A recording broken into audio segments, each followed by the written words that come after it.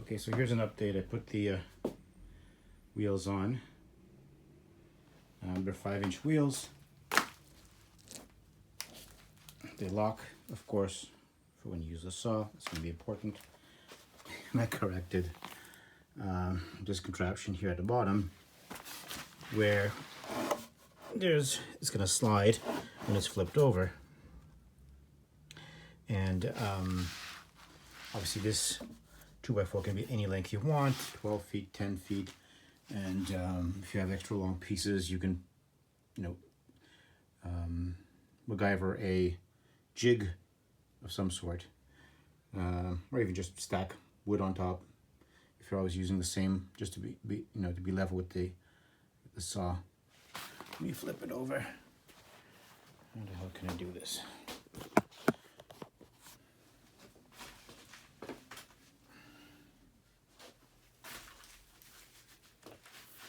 Again, I'm not a professional at this by any means, but I think it's nice. I love this wood, like I mentioned in the last video. It's not a stain, it's Sugi bond. It's a Japanese way of torching the wood. Done a number of pieces here. You torch the wood, and then the black soot, you just sand it off, and it gives it a beautiful color. Obviously, the darker you torch it, the more brown uniform it'll be. If you want some white streaks in it, you torch it a little bit less. And I find I don't have to add preservative or anything like that. You can add some wood oil if you want. Polymin, min poly. And I torch these as well usually.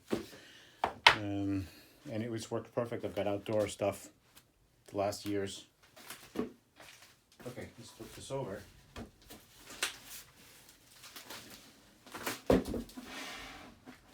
Just so you see what I mean.